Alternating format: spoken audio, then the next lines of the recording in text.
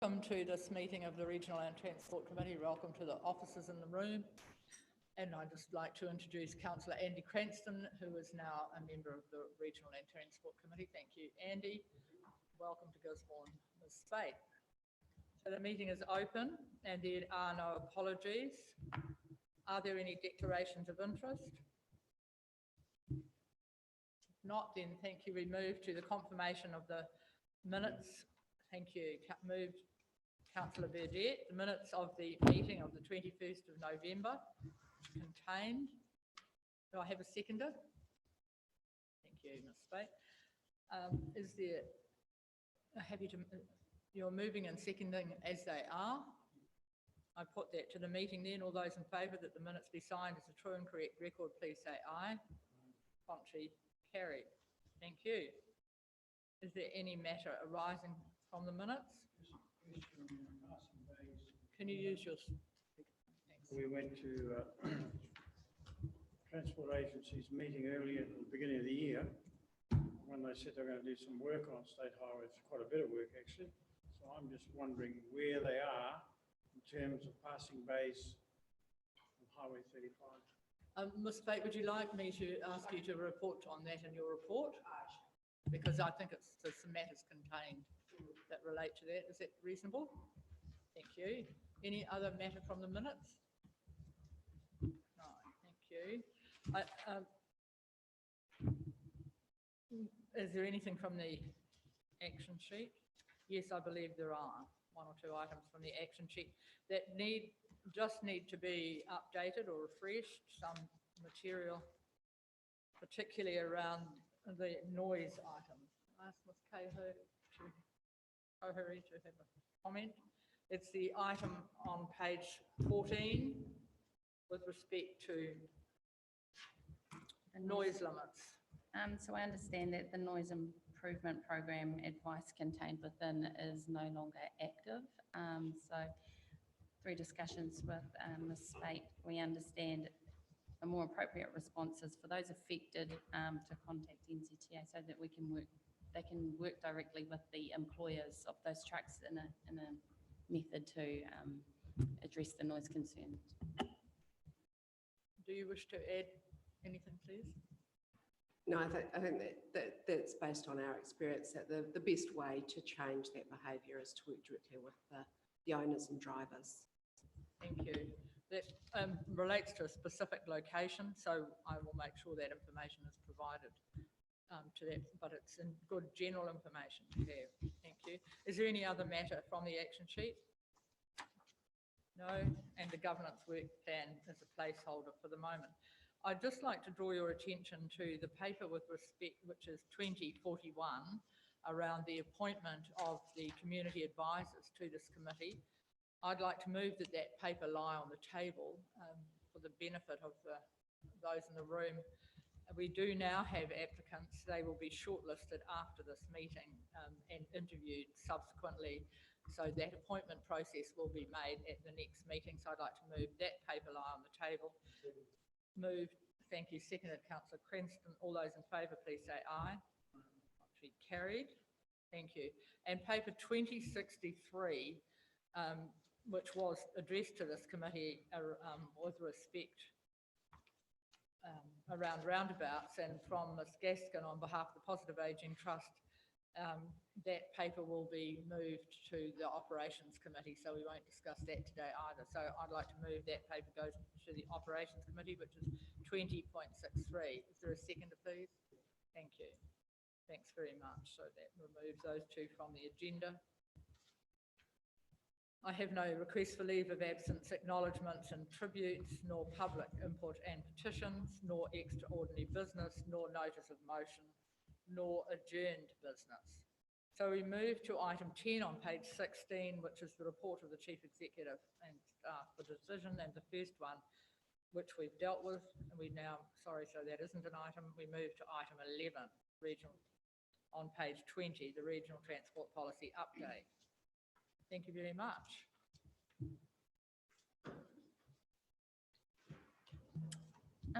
Through the chair, This paper is going to be a shared presentation, so we've got the GDC update, but we'll also be adding in Ms. State's regional transport update as well. So some of the policy items contained within will be addressed by NZTA. In future, we will have a separate noting report for the agenda.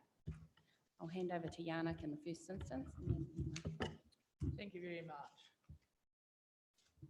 We have the PowerPoint. Yes, we do. Just quickly on the policy update, just for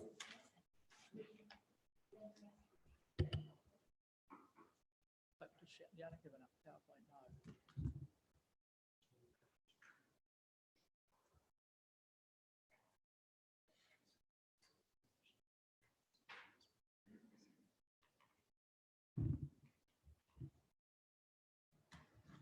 just in regard to the policy update, there are 4 items that I want to draw to your attention. The GPS, so the Ministry of Transport is moving on the next GPS that outlines government's investment priorities for the National Land Transport Program. Our regional land transport plan, most importantly, will need to reflect those priorities. The draft rail plan has been released and will inform funding decisions through the next GPS. We can prepare a submission on behalf of the committee. We'd like the committee's input onto that. And we're happy to discuss how we might do that. I'm aware that the reporting timeframes might not suit in terms of taking it to the next RTC meeting. So we'd like to work on how we may get that submission to the committee. Arataki, so the Transport Authority has released a 10-year view of what is needed to deliver on the government's current priorities and long-term outcomes for the land transport system. And they are looking for feedback, not so much on the plan itself, but on the regional summaries, and we're interested in providing that comment. And lastly, the Transport the interest group. They represent the regional sector in terms of local government transport. They convene, I believe, quarterly, and they work together to advocate on transport matters for local government. So we have involvement in that space. So without further ado, do you want me to go through the... Thank you.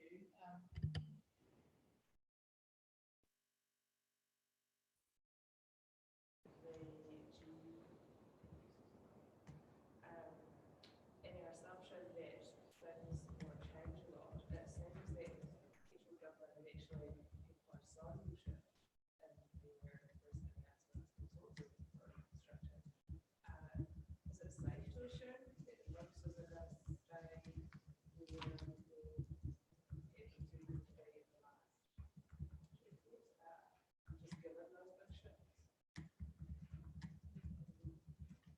Might be worth asking I our was just gonna say- NZTA rep to give us that guidance. Yeah, it is going to be broadly similar in terms of the priorities and the focus areas.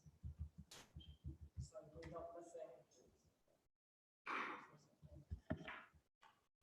So we're not going to be unprepared if there is a move that is more focused on roads, new roads, for example. Yes, so the process relating to GPS is that's coming out in about another week or so. And it's coming out as a draft, so there's opportunities to provide feedback, which absolutely the RTC should be doing. And then we have a connected series of steps that have to take place. So the GPS obviously sets the policy, the government's policy framework within which the RLTP has to respond to that. And so those 2 processes are connected, but also connected to that is the investment decision-making framework that we're working on, that I'll speak about shortly, that then creates our investment assessment framework, which is actually then how we assess and take account of evidence in order to select the individual projects for investment. So all of those things go through a number of steps. The GPS is intended to be finalised later in the year, and then the timeline for RLTPs follows that, and then that all comes live by 1 July. Thank you. I'd just like to ask about the draft rail plan, and what we did have a quick pre-meeting yesterday to understand the implications. So Mr. Slipskis tells us we're going to be preparing a draft for council per se, or for the, as I understand at this stage, it's a matter for the council rather than the Regional Transport Committee. And Ms. Spate might have some comment to make on that, on the direction that we should send this feedback. I'm not sure who's going to respond to that.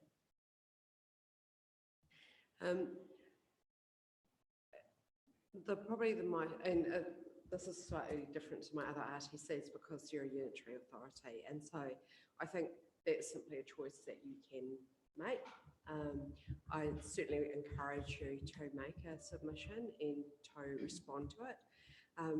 Again, there's some quite important things to familiarise yourself with around that and providing feedback, because on page 6 of the plan, it makes very clear that it doesn't set the investment priorities. That's the role of the GPS. So it's not about selecting individual projects or activities for investment, although there are some key messages in there about the corridors that the government considers should be prioritised. And also, so that was page 6, and then page 22 also goes into some more detail around the role of... We don't have that, Councillor. The plan, yeah, so this is in the draft itself and the funding model for rail.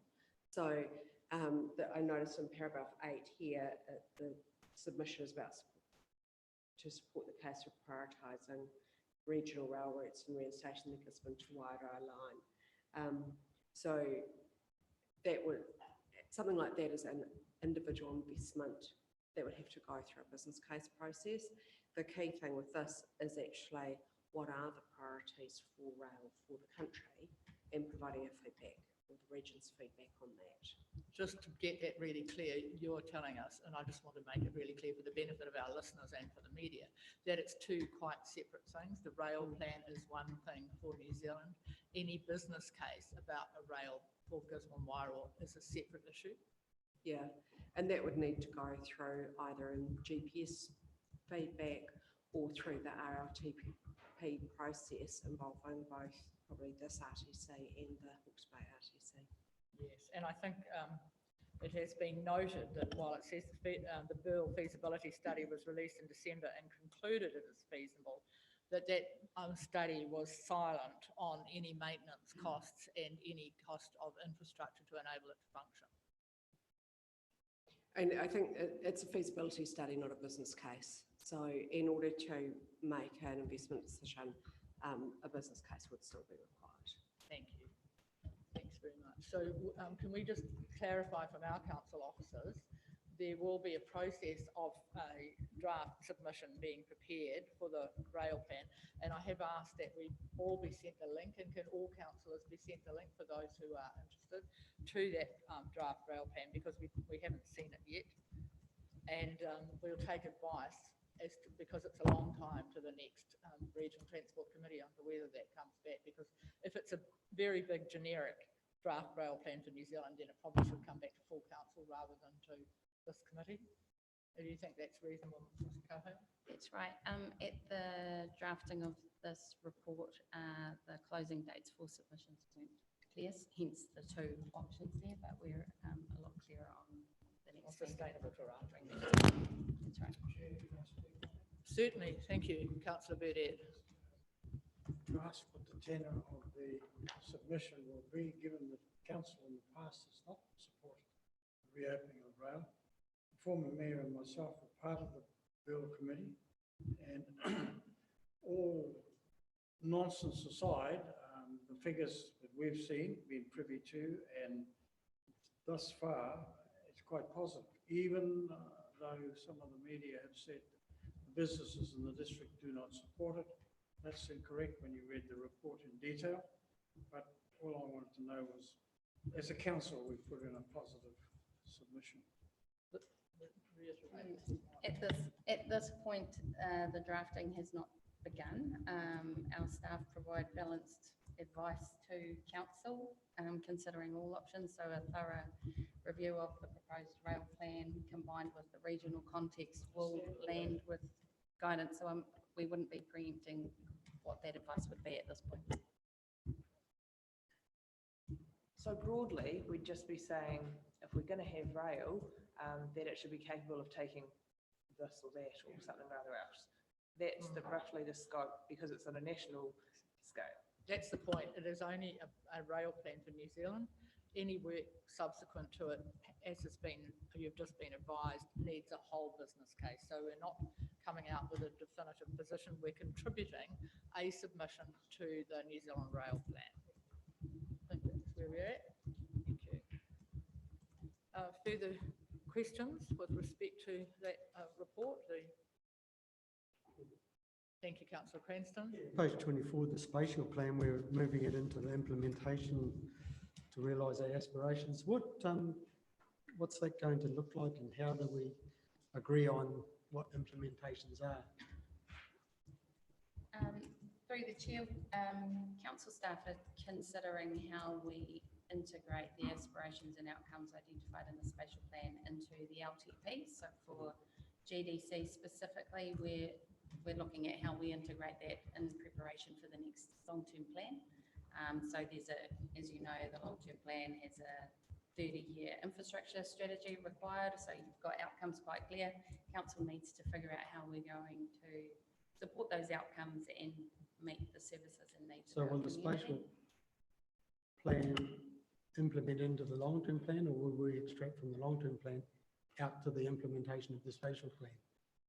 I think the only probably knows where I'm going with this. Through the chair, we're looking at the LTP being GDC's main implementation tool of the spatial plan for the components that GDC is responsible for.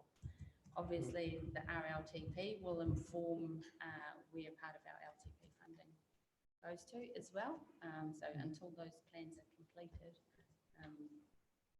then I can give you a distinct answer on this is what implementation of the spatial plan looks like, and this is the money council is putting behind it, and some of our partners as well. We'll be seeing drafts of that through the process. Yeah. And the other one was the walking and cycling business case. I see that it's using the last of the allocated funding for the Crawford Road and that. Is there sufficient there to do the whole thing, or is when you say the last of the funding, is that going to mean that it's not funded?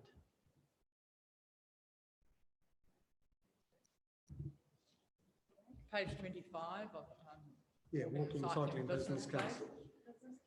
The project will use the last of the funding allocated to Wainui Phase 2. Hoping the NZTA staff are able to answer on this one. All right. Mr. Postings, do you want to respond to that, please, or are you in a position to?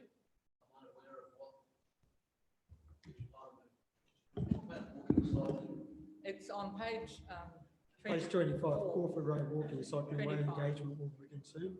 The project will use the last of the funding allocated to Wainui Phase 2. Just wondering whether that's going to complete the whole project or whether. So through the chair, that's for the engagement for the part that we're doing there for the walking and cycling business case. So that's the phase 2.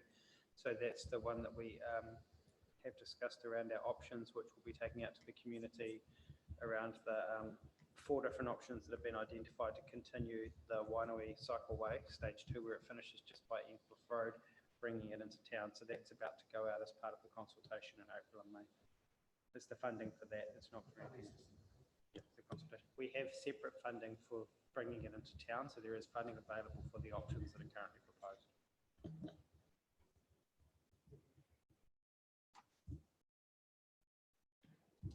Thank you, Ms. Spade. Just on the spatial plan, I think it's worth noting that the government's expectations are really clear that they see spatial planning and integrated urban development as a really important part of what needs to happen, so that as regions look to develop either in terms of the concentration of economic activities or residential development and growth, that those are done in a way that supports transport, mode shift and the other key priorities, and that if funding is going to be sought through RLTPs for those sorts of developments, that it's very clear that it's been a planning process that has contributed to that. So we're very supportive of that spatial planning work and how that can help ensure that we make the best investment decisions for the region. Thank you. Certainly, councillor Burdett.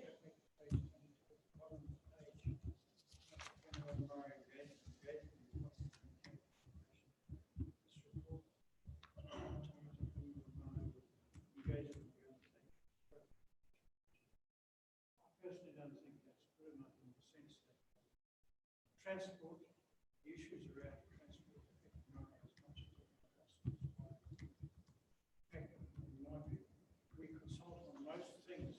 I'm talking about us as a council with areas. Just wondering why in terms of transport we're not doing. Ms. Cahill will respond. Through the chair, the report is an update on policy projects. It's not the engagement aspect of all the parts and the requisite parts. So we're giving an update on the next time the RLTP comes through, we'd obviously need to engage to develop that plan. So it's merely a noting report. It's not for decision making. The impact. Absolutely. So through policy development, we absolutely do. This is a noting report for your information as opposed to any material decisions being made. Thank you. Councillor Worsnop. I just had a question around the various business cases. I noticed that there's quite a few in draft that have been submitted. What are our expectations around timeframes? Just refer to page. Oh, sorry, that is page 24 and 25. Yes, got it. Are you able to respond to that? Okay. So through the chair, Thank you. if I may. Mr. Wilson. So through the chair, the draft business cases, we've been working with NZTA. The draft, as in council and NZTA are both seeing them for the first time. We then go back to our consultants to finalise those reports in end of March. So we haven't formally submitted them for funding proposals to the Provincial Development Unit or NZTA formally. The agency staff have been working with us on the drafts around pointers to making sure that we get them right before we submit them formally. So the drafts are something that we're working on together. We then hand them back to get finalised, and then we'll submit them formally through the process. And that was end of March that we're tracking for those. Thank you very much. And I just had a timeframes question with respect to the bylaw preparation for the heavy vehicle routes that we are going to go out to public consultation once we have a draft bylaw. So we've touched on this in several committees. We do have a bit of information out to the side that says it will complete the bylaw aiming for June 2020 for the draft. Is that still our position? That's through the chair. We're still aiming for that timeframe, but that is contingent on the engagement process, the outcomes from that. Sure, thank you. Appreciate that. But is that when we will have the draft ready and then we'll go out, or are you expecting to have the draft ready sooner and to have had some consultation? That's the bit I'm trying to get clear. The intention was to develop the draft And then- from here and then to consult. And we'll have it by June. Thank you. Are there any further questions from that paper or from the itemised spreadsheet subsequently? And in a moment, Ms. Spate will give a presentation on behalf of NZTA, where there will be an opportunity for further questions. If not, then we'll welcome and take your presentation, Ms. Spate. Thank you, and we'll leave the paper open. Okay.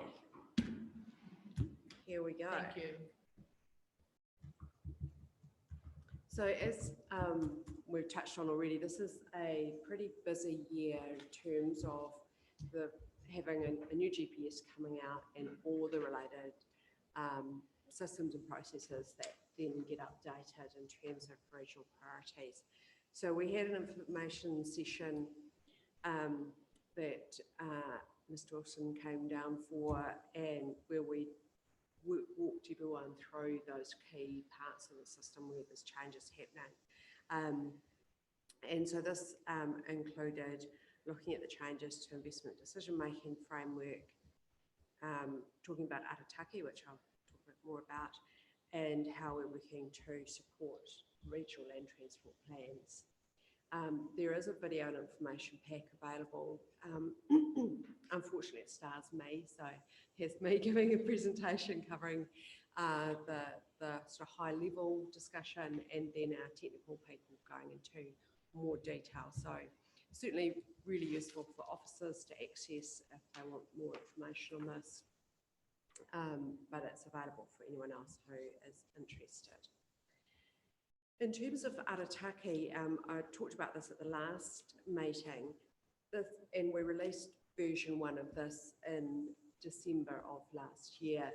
And this was about us as an agency taking a 10-year strategic view of the land transport system, informed by current government priorities, but really trying to identify what are the big drivers of change, whether it's economic, climate change, population, in each region, and how should that inform our view on what we should be thinking about and inputting to RLTP processes.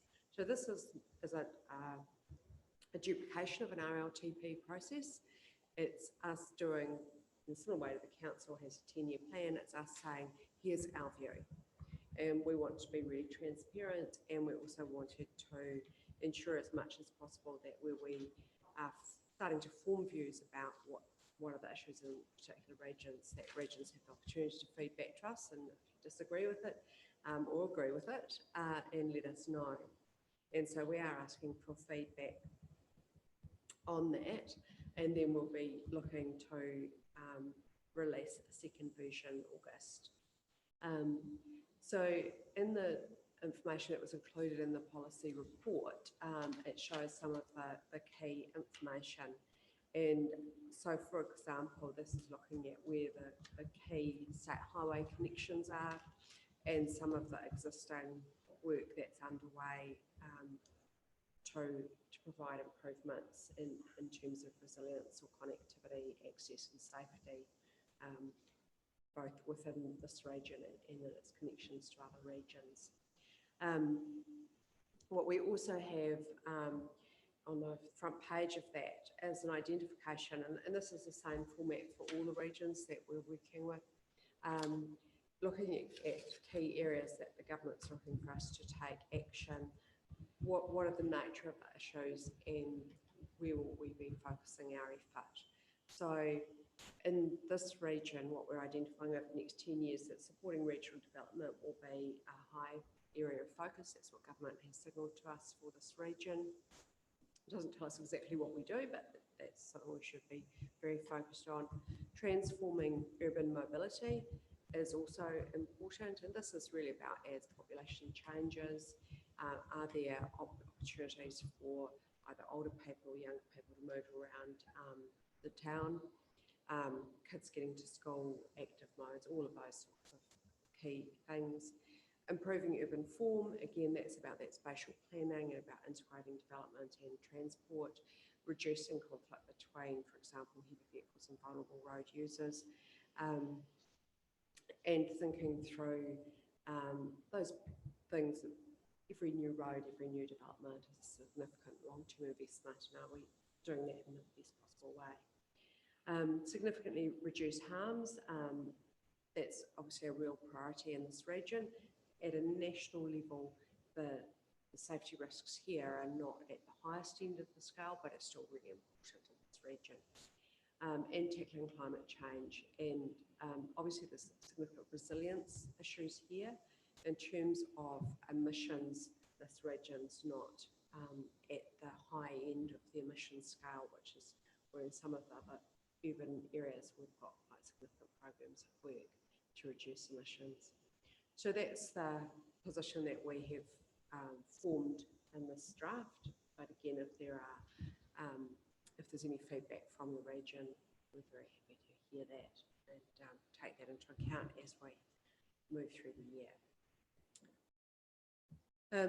The investment decision-making framework, so we had that out for consultation from late last year, and we will then go through that process of providing a summary back to everyone in April, and then once we have a draft GPS, we'll start looking at how we will, what systems and processes we'll use for prioritisation. Again, so it's really transparent, and as you look at business cases, you've got all the information about what sort of evidence will be taken into account and how that will be considered in the decision-making process.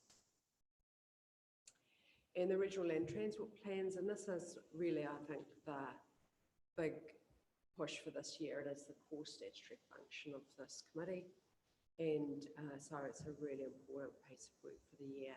So we've done a lot of work with Transport Special Interest Group, which the regional councils are involved with, to develop guidance, to look at best practice across different councils, pull that together and share it so that we are providing good guidance, reducing the amount of work or rework, and ensuring that most critical information is included in our RTPs.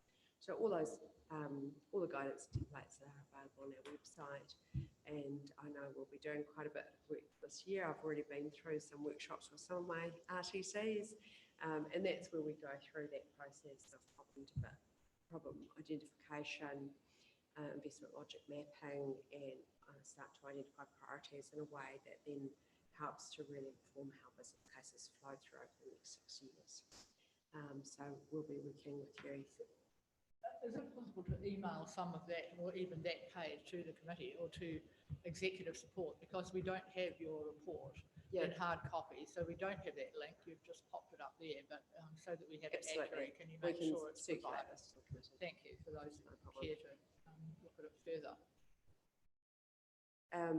A couple of the other key themes where the government's asking us to facilitate shifts. One has been thinking about urban mobility, and while obviously this is in our big centres, it's really critical. Even in Gisborne, this is going to be an ongoing opportunity to think about how people are getting around and how we can make sure that infrastructure, whether it's walking and cycling, whether it's public transport, can help support the community to get around. So we've got some resources and videos and so on that people can access. And Road to Zero is the other really critical thing in this document that certainly officers and councillors may also want to have a look at this, which is the government's strategy for the next 10 years. And it's focusing on that reduction in deaths and serious injuries by 40% on roads, cycleways and footpaths. But it also has a Vision Zero approach. So the principle behind that is that no one should be killed or seriously injured in road crashes, and no death or serious injury on our roads is acceptable.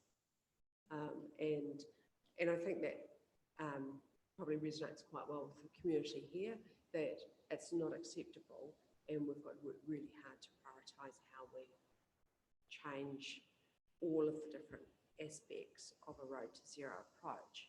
And the Road to Zero Action Plan has these 5 key aspects that it is focused on.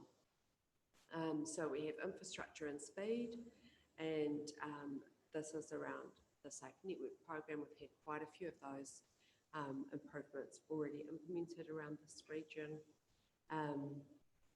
Looking at standards and guidelines, how we tackle unsafe speeds, and renewing our safe system capability.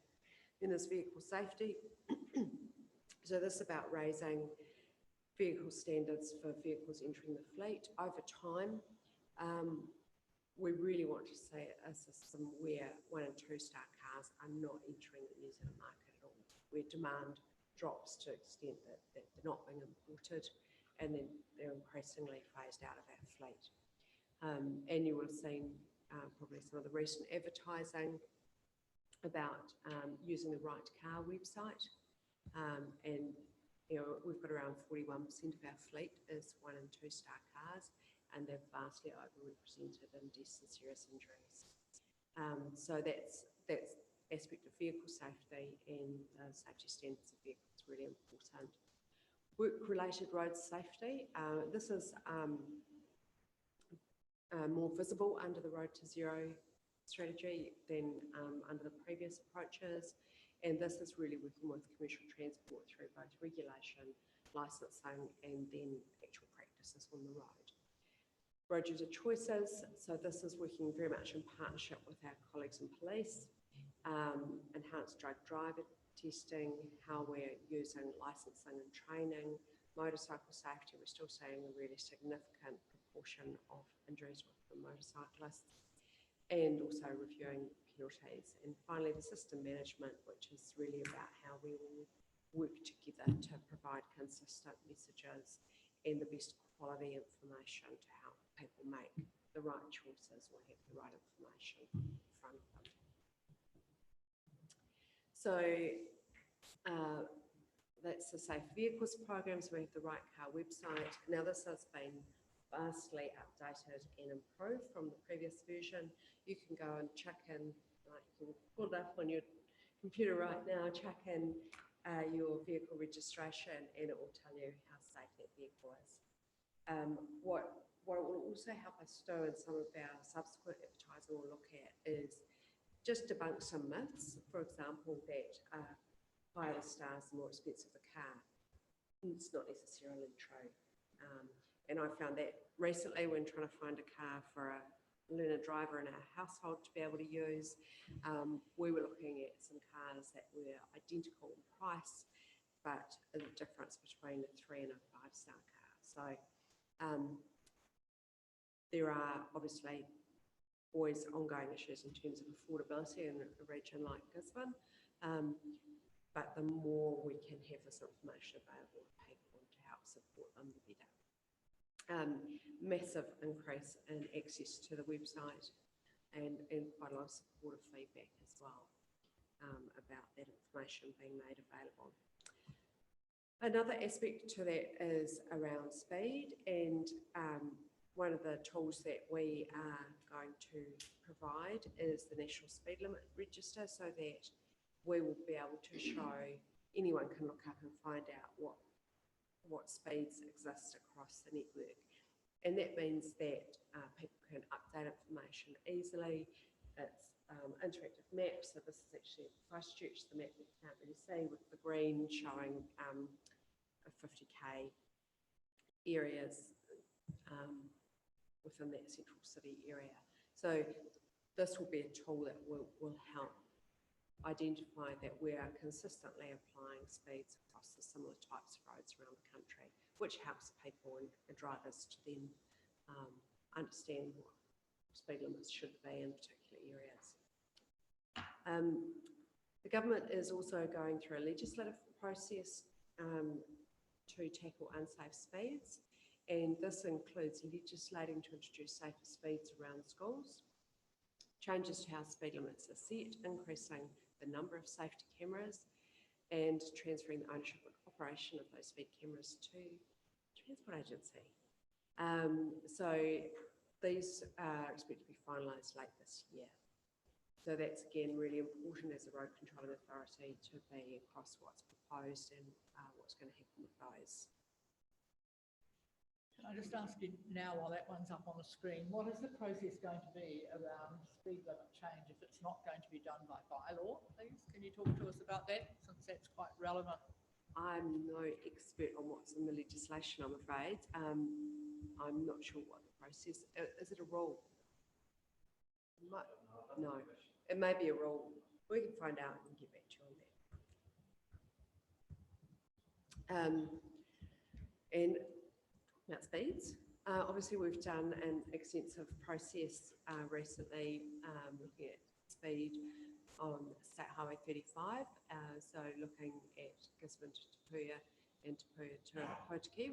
And so we did the formal consultation on proposed speeds through the townships on Gisborne to Tapuia, and we did engagement on the open road speeds. So you're familiar with the process we have is that we start with engagement, which is asking for people's views. We then take that and all the technical assessment and analysis and safe and appropriate speeds information and come up with a proposal, which we then consult on, and then we make a decision and go to gazetting on that. So in terms of the consultation process on the townships, we're in the process of getting through all that feedback, making some adjustments to some of the boundaries and speed limits and taking into account feedback. We had, interestingly, contrasting information where some respondents wanted speeds dropped in a particular area and others wanted it raised and other people wanted it as it was being proposed. So, as usual, we have to navigate our way through all of that, but we'll certainly be letting you know about the feedback and the decision that we make as part of that process. And the consultation on open road speeds will start later in the year. Can you be really clear, as you were for me yesterday, that the two sections referring to Gisborne to Tapuia is not actually what that says. It's actually just Wainui, or just what you told me yesterday. It's not the whole of the distance. It's actually that So- and Tapuia Township. The consultation, so where we're moving to gazetting, is on the townships. So that's the townships, a lot, the coastal strip, and then Tapuia Township itself, not the open road sections between them. Yes, so the information that will come back in the first tranche of any changes will in fact only be Gisborne to Okatu and then Tapuia. It's It's- Okatu and the Makarori beaches as Yeah. well through there, so that was consulted on. Thank you. And have you got any greater clarity around when that information might be available for the public? Because clearly, and you've used one of the press releases in that slide, our public are really interested in the feedback. They went to a lot of trouble and they've been in here to the former Transport Committee and then and at other times to council. So it would be really interesting to know how much longer they're going to wait before they know what the outcome might be. Do we have a time frame, please? I don't have No. there's a process board decision, so it just depends which one it goes to. And as soon as we have that, we'll let you know. But it's in the next couple of months. Thank It's not you. far away. And then the process, because we just want to be clear so public know what to expect, then the process will begin again on the actual linking roads, That's the correct. main state highway between those two sections that The have been open road encompassed sections. by this early one. Thank you.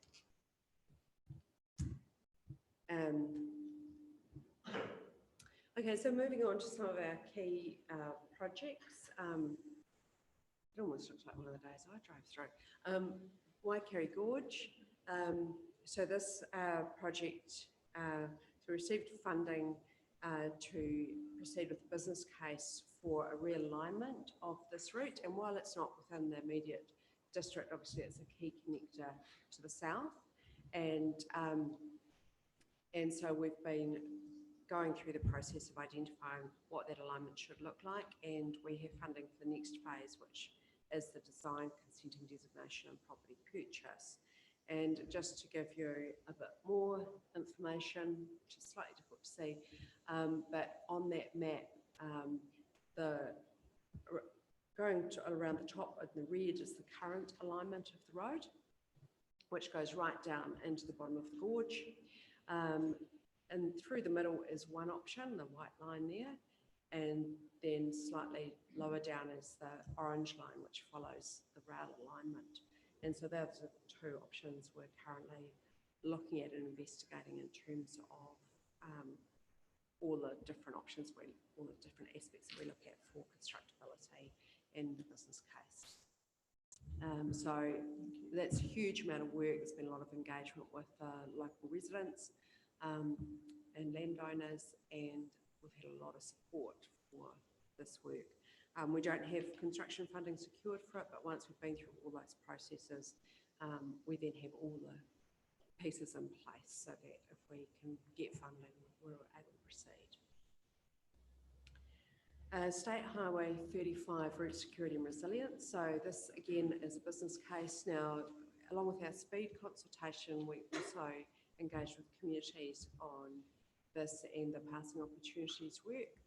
So we're proceeding on the business case, and we've identified 2 waves of physical works, which intending to have first wave awarded middle of this year and getting underway, and then there'll be a second wave of works.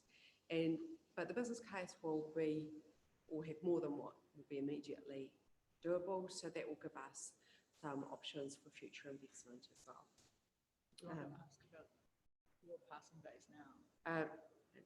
Passing opportunities, State Highway 2 and 35. So again, business case for this is nearly complete. So we've got 25 passing opportunities along with a number of stopping bays. Again, similar process, looking at 2 waves of work. The first one end of July and completed by the end of 2022. And so once that business case is completed, we'll be able to go through each of those opportunities. And so we have maps showing the full corridor and all of those opportunities.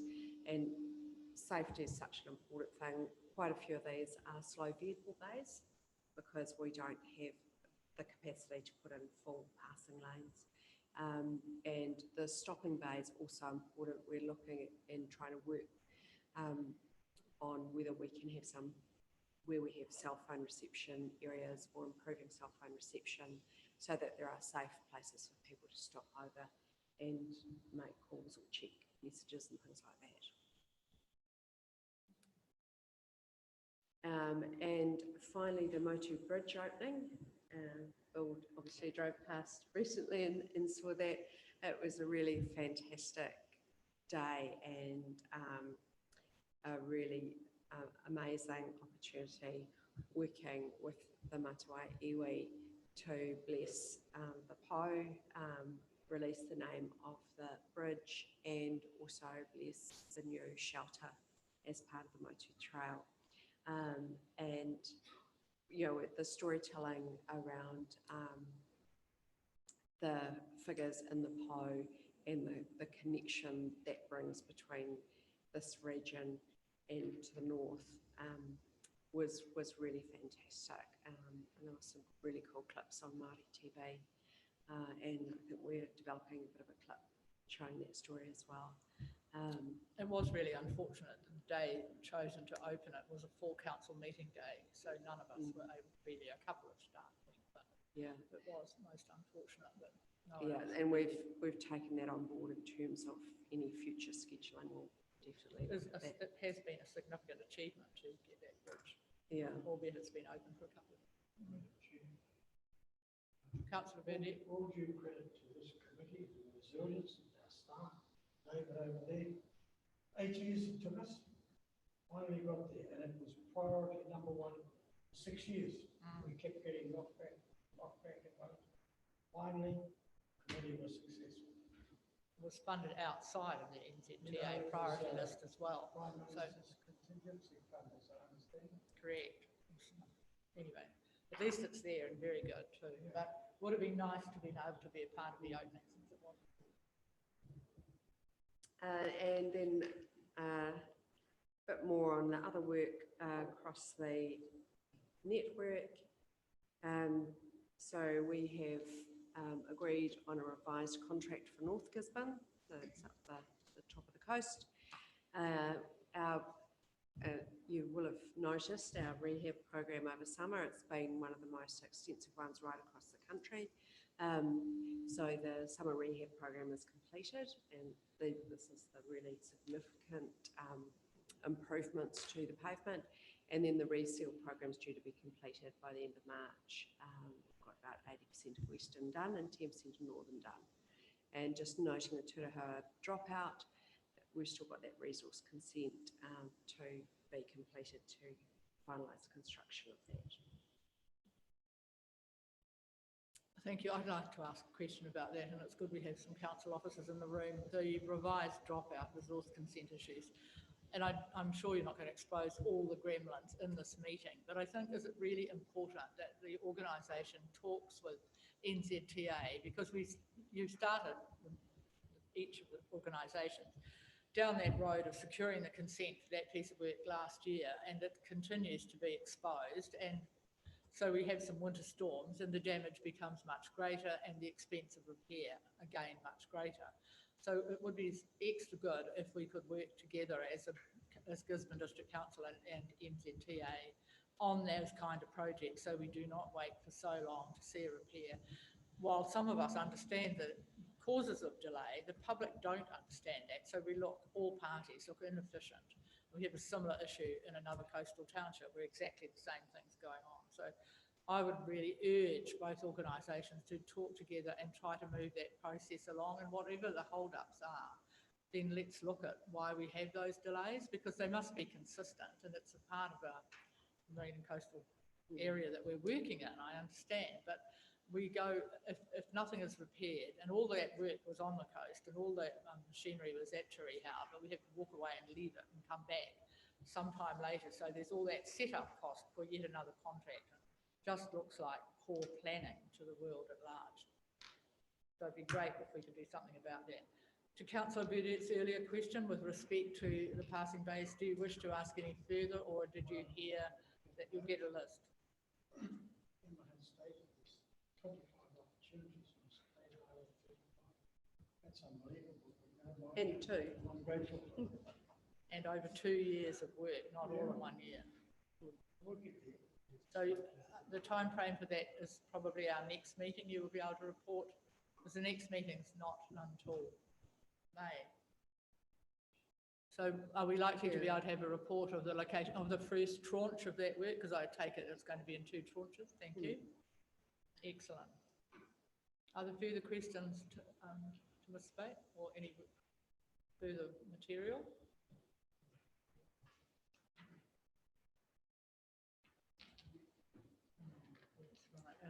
I was just going, also contained within that paper is the regional summary for Gisborne Wairoa for engagement. It's an attachment at page 30, and Ms. Spate went over a lot of the material in her presentation, but it's specifically related to our region. Can I ask Ms. Kohuri, what is the process of council feedback? Because it does intimate that it does seek feedback. So what do we think we're going to do about what that process would look like?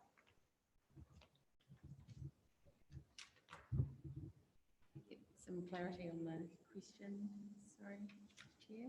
Oh, So what we're going to do with the... Are we going to, what is the process going to be for feedback with respect to this is a version that's been presented, might be that Ms. Spate tells us what is expected since it appears from work from NZTA and how NZTA perceives our region. What are you looking for from Gisborne District Council or from the Regional Transport Committee, just so we need to know what is expected to happen next?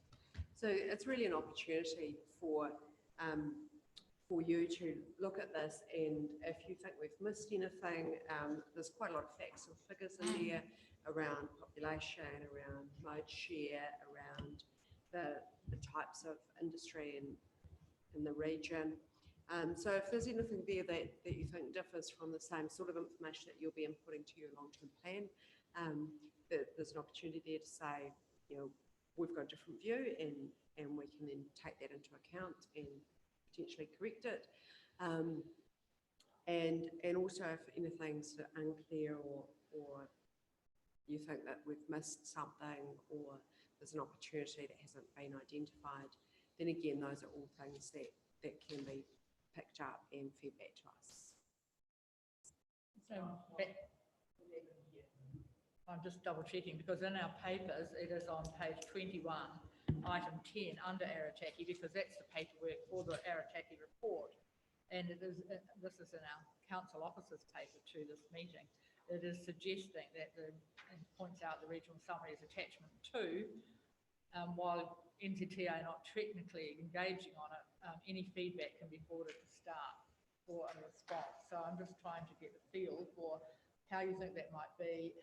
How do we manage that? Because we're averse to individual pieces of feedback. It has to be sort of some kind of collective feedback. Is it on behalf of council or is it on behalf of the Transport Committee? Through the chair, the front of mind will be checking that the position here is aligned with our spatial plan. Our staff will go away and compare and contrast and accurately feedback any differing issues. How we bring that back, it is a staff response, so I don't expect that there would be any opposition to an adopted council position in the spatial plan, seeking alignment with that. Thank you, because I think it is quite well summarised on pages 34, where it picks up each of the items that have been reported, and it's all laid out in one page, and it does seem that we ought to use that to either endorse or challenge information for ourselves. Thank you. Certainly. So it's not for discussion now. Yes, That- you may or well it is. discuss it now. Okay, in that case, on page 32, there's an interesting little bit which says emerging technologies such as on-demand shuttles could increase transport options for remote communities. I'd be interested to know who came up with that, given that most remote communities don't even have cell phone reception. And I'm not sure if the end of that sentence is a little bit funny, and improve access to services in the Gisborne region, I'm assuming it's supposed to say. So I guess that's probably trying to be visionary, but the reality is there's a lot of steps that have to fall into place before we can be that visionary. And while I imagine it, I mean, I know that it's fairly well acknowledged that urban areas are probably going to have 5G, which enable all sorts of things. I can't foresee that happening even remotely in remote communities. Just the infrastructure, we struggle to have the roading infrastructure, much less other kinds of infrastructure. And this isn't assuming a particular technology. So this,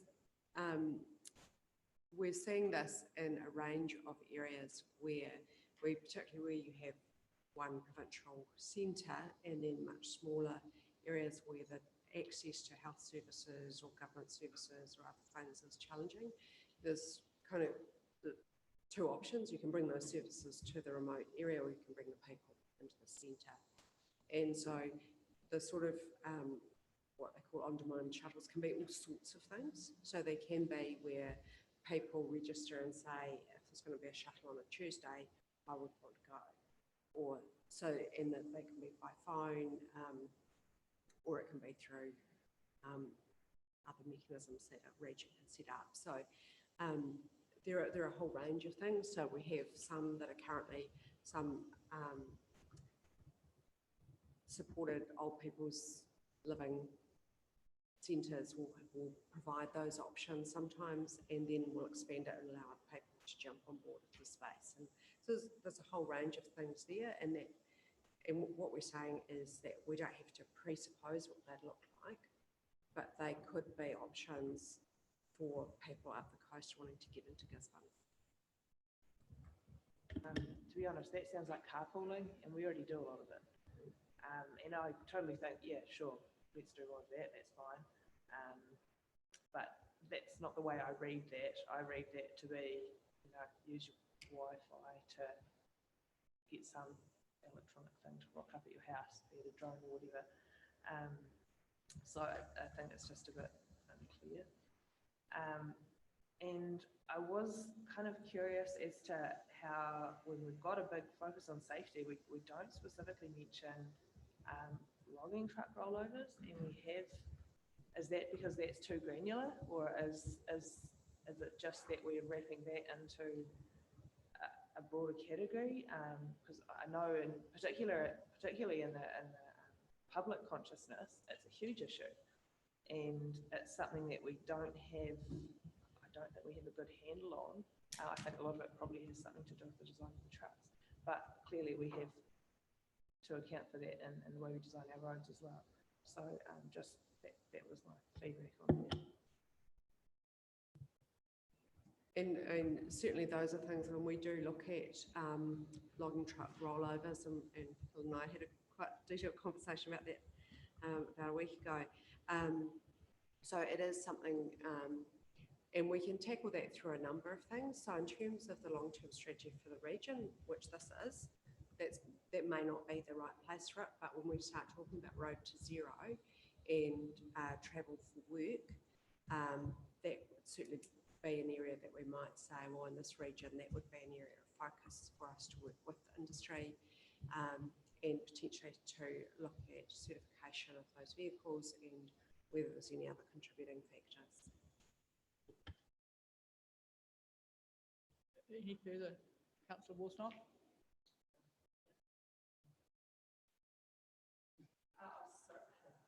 There was one more thing. We mentioned connectivity quite a lot and resilience and those sorts of things. Given that this is my first regional transport committee, have we looked, when we talk about connectivity and we mention the fact that we're not well connected, is that a reference to the fact that a lot of our roads are dead-end roads that head back into the hills and then stop? Or is it more literally just focused on our state highways, the fact that we only really have two One roads? in and one out. Yeah. Yeah, so primarily it is looking at state highways and what level of resilience is in terms of what we technically call redundancy. So how many options do you have? And so, you know, in terms of going to the south, the State Highway 2 and the Mr. Road, which is not suitable for all vehicles, obviously, but provides an alternative. But they're not, you don't have a huge amount of choice and options, and the same to the north, that's State Highway 2 or 35. And so when we look at connectivity and the risk that the region is going to be isolated or have significantly more difficult and longer journeys to get where you want to go, that's what we're talking about there. I just want to flag it in a similar vein, but a different topic, to Councillor Worsnop, with respect to your Project Zero, and which everybody would want to support. But I just think that, and you did very lightly touch on it, that the state of vehicles and the low income situation of many of our population, so they're not going to have those up to date, and frankly, neither are they going to go and sit and look at a website that tells them. And then the issue of drugs and alcohol, and I think that we're never going to get to Project Zero unless there's a more united across other agencies, so that's enforcement agencies and health agencies working with our populations. I mean, if we think about the most recent death on a road, it isn't going to fall into the scope of your Project Zero at the level at which that presentation is right now. So we just need to be aware, and I'm sure you are aware of the issues for some of our communities. It is something we're very conscious of, that first of all, that these are an integrated package of things, and you know, you can dial up one area, but that doesn't compensate for other areas that may still have problems. We're very conscious that, particularly in low socioeconomic communities, some of those choice and options aren't fantastic, and then when we get isolated communities, again, you don't have so many choices and options. So that's why we, these approaches, building on what the Safe Systems approach that we've been working on to date, actually say we have to work across every part of the system. And I think you're right, those partnerships with police, with health, with MSD and other agencies about how we support people in whatever situation they find themselves in, and line up our investment and think about the interactions between things. Actually, if our evidence is that the cars on this network are substantially poorer quality than other networks, then should we have lower speed limits as a result? Should we have lower speed limits as a result of that? Now, I know that would be quite controversial, but I think we need to look at the interaction of all those factors and which things have the greatest impact on reducing deaths and serious injuries. And we can only do that together.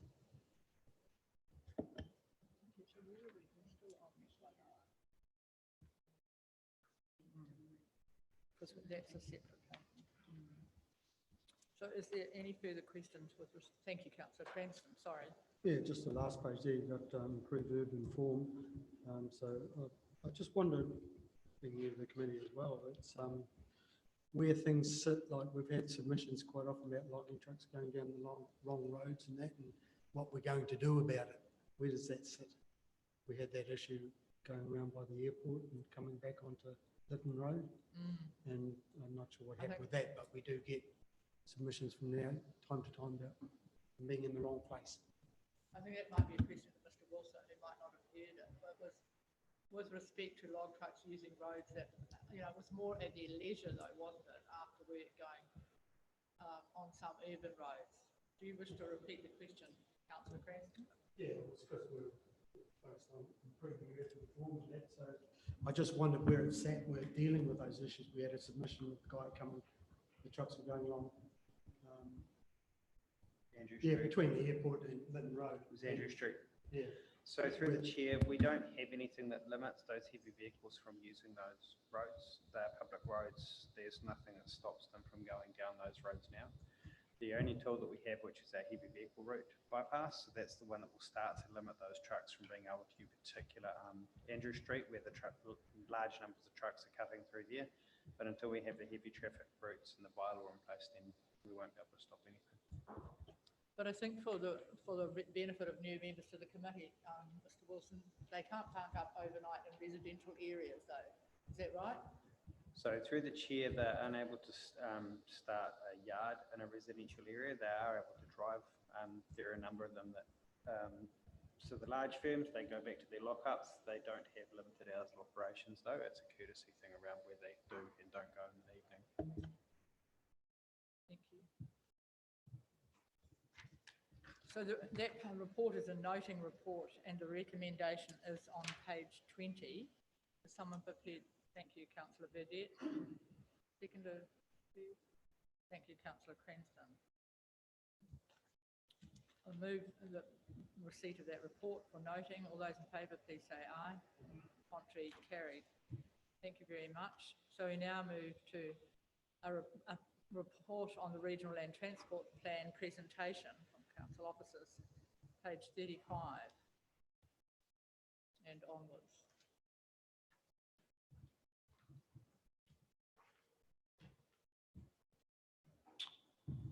Great, we'll Do we just want wait to for the do a bit of- presentation Would you to. like Ms. Kohiri perhaps give a little bit of background, because this is the new process for the writing the. Yeah, so we thought it was important to bring this to the committee, obviously with some new members and a shift from the last membership. It's a very important year this year. You'll be preparing your RLTP. The high-level presentation that Janek's prepared for you and some of the questions that you answered in some earlier papers as well will help answer what process you're going to be following over the coming months and how we'll hope to navigate you through the development of this plan. And this plan, as well, as I mentioned earlier, relates very, very closely to your LTP decisions as well. So doing a good job on this one leads into really And good can I just LTP ask decision. a general question first? Our community advisors will be able to be on board and assist in the preparation of this, because this is just early stage. They're not going to miss out, are they? Thank you. Great. I'd just like to reiterate Ms. Kohiri and Emma's comment that this is a really important year for us in terms of policy. We're about to develop a regional land transport plan. We don't do this every year. This is a 6-year journey with a 3-year review period in between. So this is a complete refresh.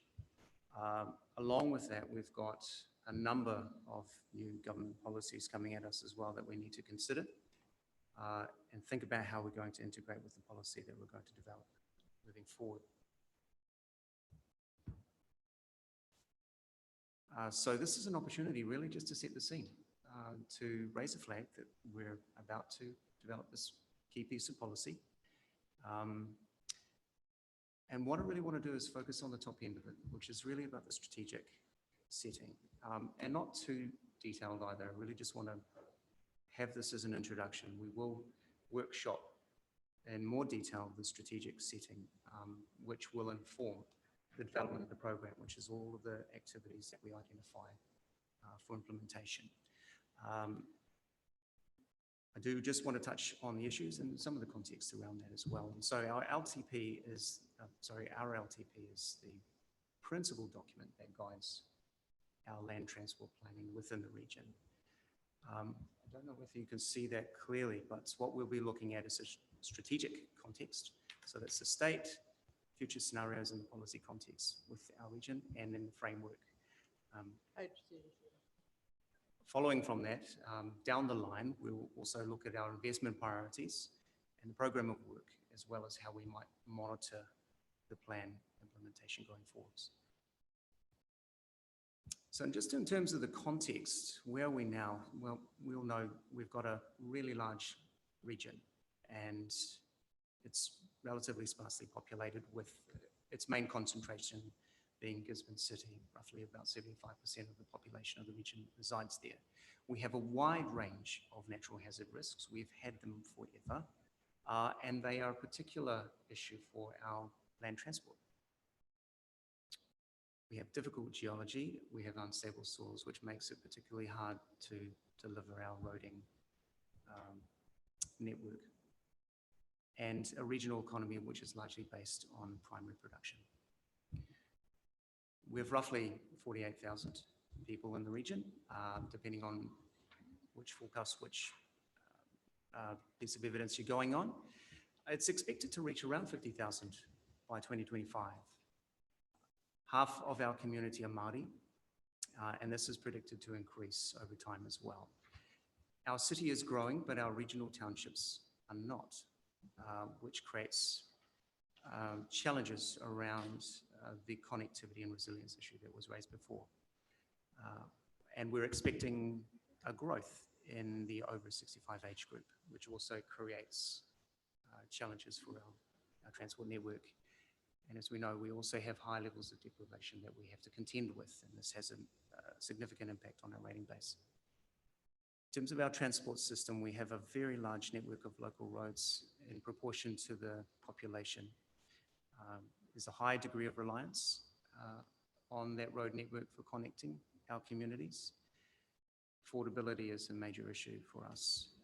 Our public transport system is relatively small and limited to around the city. What we're hearing is that we have an increased usage of walking and cycling throughout our city, and there's an increasing amount of interest across the region in walking and cycling. But what we do admit is that we need more data to confirm that. Can I just note that that's directly the opposite to what it says in the other report? The one that we just looked at? Yeah, so that'll be captured in the feedback. So as we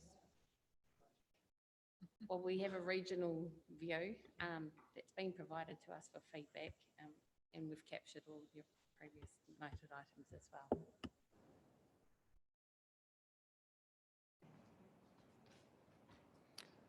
Right.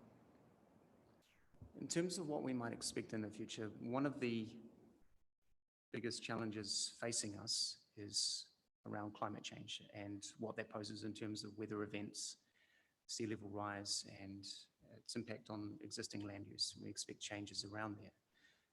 Demographic changes in terms of an aging population, as well as a shift to the city. Allowing for growth within the city is another key challenge for us in terms of how we deliver our infrastructure and services. Technology shifts may play a role in terms of how we manage the network, and there may be efficiencies gained from there. I think comments made previously are still relevant as well. Regulation changes mean that local government have an increased responsibility and expectations from the community, reinforcing that as well. This is kind of just an overview. in terms of the just in terms of the top part of this diagram, what it really indicates is that we have an outcomes framework from the Ministry of Transport. And if I just move quickly forwards, this is kind of what it looks like here. So there are 5, I think. Correct. And really, the point here is that we need to consider the Ministry of Transport's outcomes framework when we consider the development of our own strategic setting, our own strategic priorities. And that will inform our vision statement, what it is we intend to achieve with the RLTP as a whole, as well as the strategic objectives. So it's just important to keep in mind that we are operating within a wider statutory and policy framework that we need to be consistent with.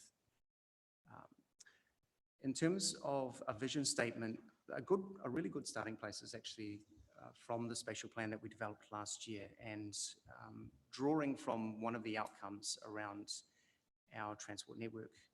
This statement is a good starter for 10, and that is our communities and businesses are connected to each other and to our markets by a safe, efficient and integrated transport network. And it's just something for us to think about now as we move towards determining and developing an actual statement for our plan.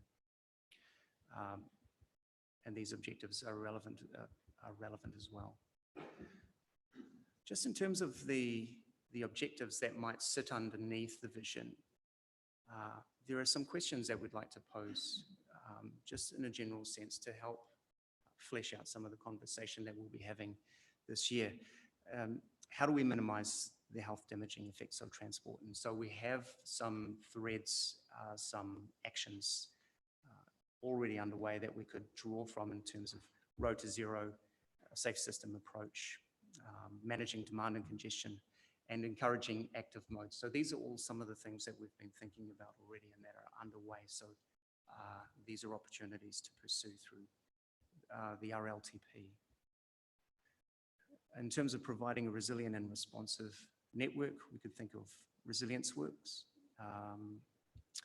alternatives and redundancies to ensure that our communities, particularly up the coast, are still connected following adverse events such as storms, earthquakes and the like.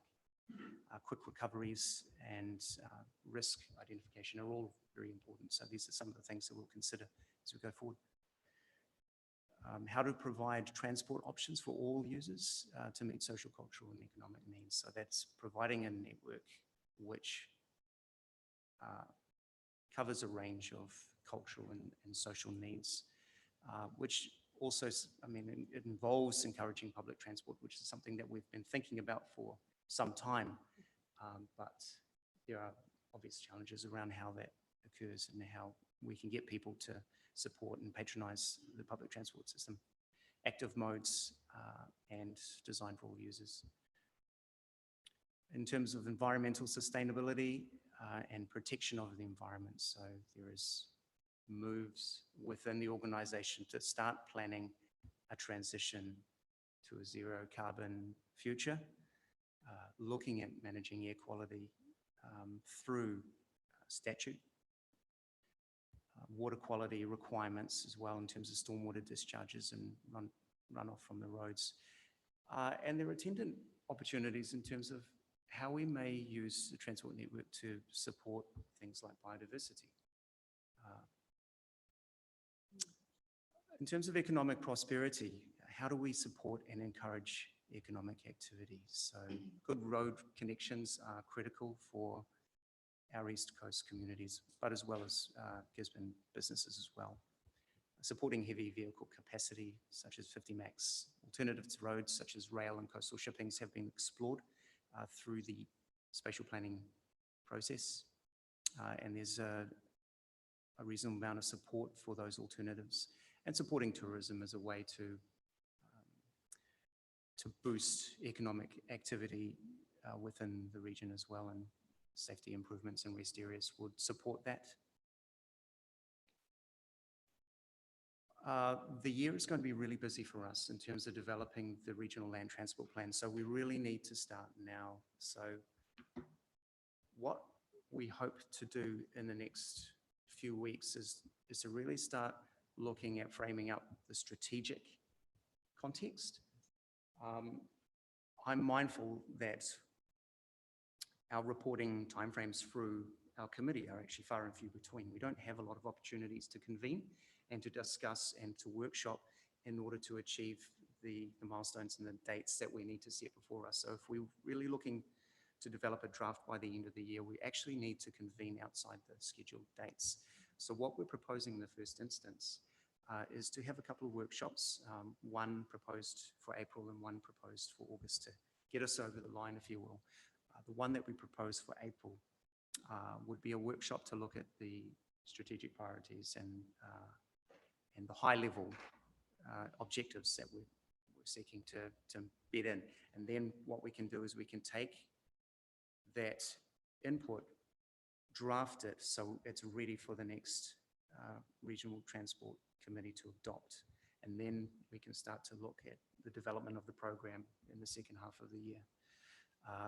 August, we'd like to convene another workshop with this committee outside our scheduled timeframes to develop that program. And so following that, we can take that program of activity to the September Regional Transport Committee. I think there's a September committee meeting. That way we can approve at that stage, finalize a draft for review in December. That's the timeframe, and that's what it's looking like for this year. It's busy, there's a lot of work to do, and we're keen to have your support and feedback and input into that process. It's on Thank you. page 41 of the agenda for the schedule.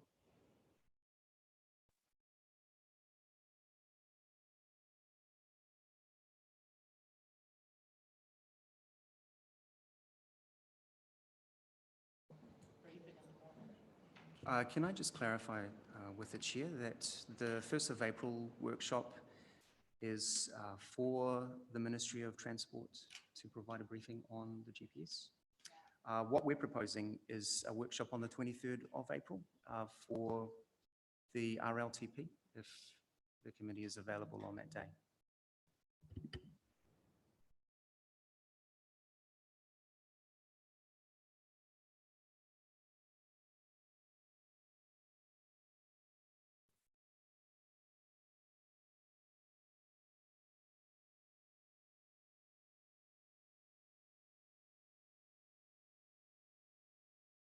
That I'd just like to make an observation with respect to the comment that you made about urban drift, and if you meant that from our townships, Councillor Burdett may have something to say, but I don't think that there's much room for much more urban drift. If, you know, I know some of our townships very well, and I think the people that are there because they want to be there and they will stay. What we don't have is employment opportunities to enable our townships to grow.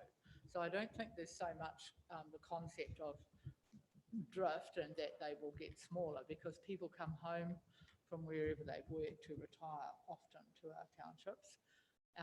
So I just want to make that observation. I think they have got smaller over the last few years, but it's the hinterland and the lack of employment opportunities and the reduction in pastoral farming on the coast that has meant that we don't have the cohort that lived on stations and lived in rural areas, I think.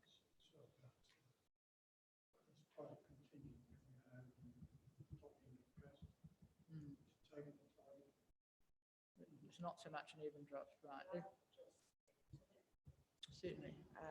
I think the urban drift assumption comes from the paragraph in there that refers to forestry becoming more important thanks to the 1 billion trees and thanks to our, what does it say here? This will put further pressure on urban routes. Other primary industries and manufacturing are still important, but there will be changes in the nature and movement of freight because of the transition to a low emissions economy. So clearly we're assuming a lot more forestry, which would lead to urban drift. Yeah, there's not much room for more forestry. Why, exactly, given our conversation yesterday in council, there's a lot of assumptions in here that are yet to be accepted by the general population. Good point, councillor. Very good point. So is there any further questions? I mean, that was a general overview that you've had the process described to you, our opportunity to participate. Is there anything you would like us to, we don't have the paper any more than a scant few pages from that presentation. I think that going forward, it's going to be really important that in plenty of time before the actual workshop, we do get the material so it can be well read and considered by all those who will be participating. Thank you. So if we note on that page on 41 and note in your write-ons that it's looking at the 23rd of April as well as the 1st, and have we thought about a time frame on the 23rd yet? Okay, thank you. So it's probably something we've accepted already. Great, thank you. Thank you. So if we've accepted it already, why wasn't it in the paper?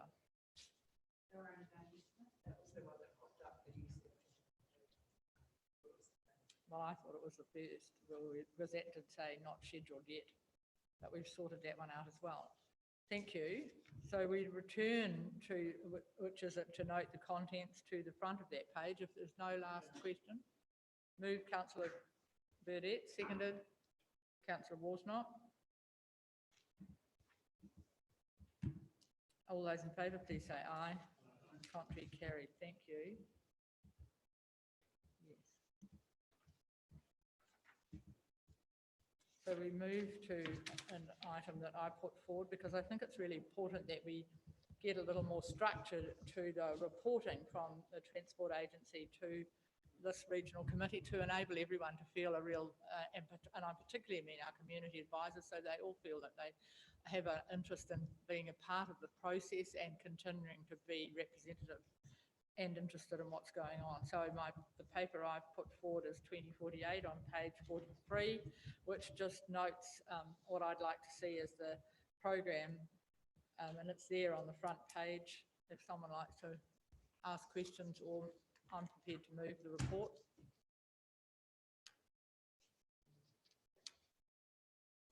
I think it makes a good point that when you're making a decision that has implications for a lot of people that don't necessarily jump to the front of your mind when you're thinking about roundabouts versus street lights, that obviously a roundabout's still doable, but we've got to obviously. No, sorry. Are you sure? Are you talking about roundabouts? Or Lights. Page 40. We're only talking whoops, have I 43. The jumped roundabout's the forward to next paper. Oh, whoops, sorry. Oh, yeah, sorry. I'm talking All about- we need is, if we're happy with the principle of getting more information, are you happy to second that paper, Councillor Burdett? We're nodding. Right. Any questions about the intent? We happy, Ms. Spate, now? We've talked about it. Yeah, we'll provide, and that's generally the sort of information that we do provide about them. We will get the information through a bit earlier in future so that it can be included in the papers. Great, that would be excellent. So it can be on the agenda so people can see it. So thank you. I've moved to note the contents of the report, which will proceed, and well, I think we need to be adopting the principles, don't we? Not just noting. Adopt that as a process of work. We're wanting it to happen. So it's not just been noting before. Adopt. There's no recommendations written. Okay, so we're noting it for a behaviour. Okay, I've moved. Councillor Burdett seconded. Any last question? I'll put that to the meeting. All those in favour, please say aye. Contrary carried. Thank you very much. The subsequent paper from Positive Ageing Trust is being referred to the Operations Committee. Is there any, I don't think there's any further, there's been no request for any general business. So I'll thank everyone for their participation and declare the meeting closed. Remembering that the committee will meet in public excluded to shortlist. So thank you to members of the public. If you weren't here at